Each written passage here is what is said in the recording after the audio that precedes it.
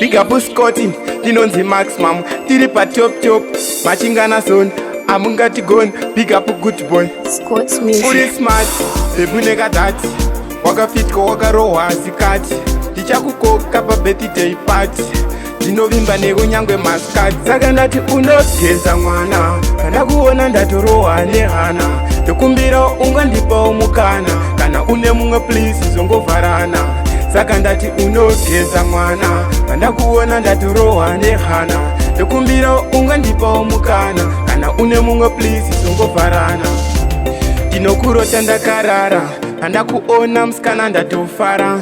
Modzi yerudo pauri ndatotyara, chingondida moyo mako ndingogara.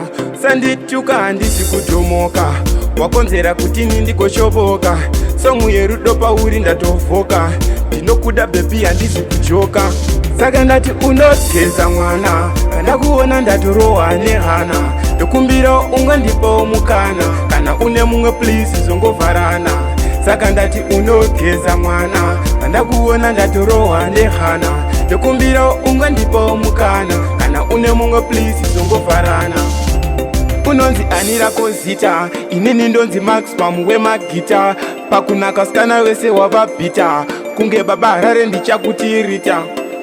Uri smart, bebuneka dhati, wakafitwa wakarohwa zikati.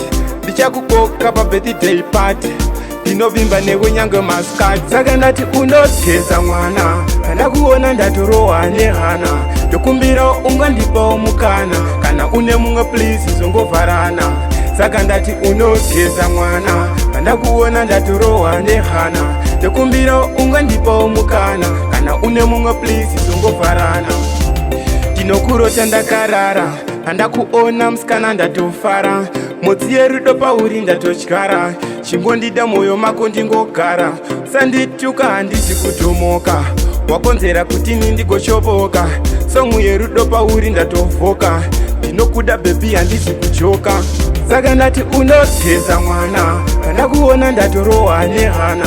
Ndokumbira ungandipawo mukana, kana une mumwe please zongovharana. Saka ndati unogeza mwana, kana kuona ndatorohwa nehana. Ndokumbira ungandipawo mukana, kana une mumwe please zongovharana. Unonzi anirako zita, inini ndonzi maximum wemagita. Pakunaka skana wese wavabhita, kunge baba rare ndichakutirita. Uri smart, bebuneka dhati, wakafitwa wakarohwa zikati. Ndichakukoka pa birthday party, ndinovimba nekunyangwe maskati.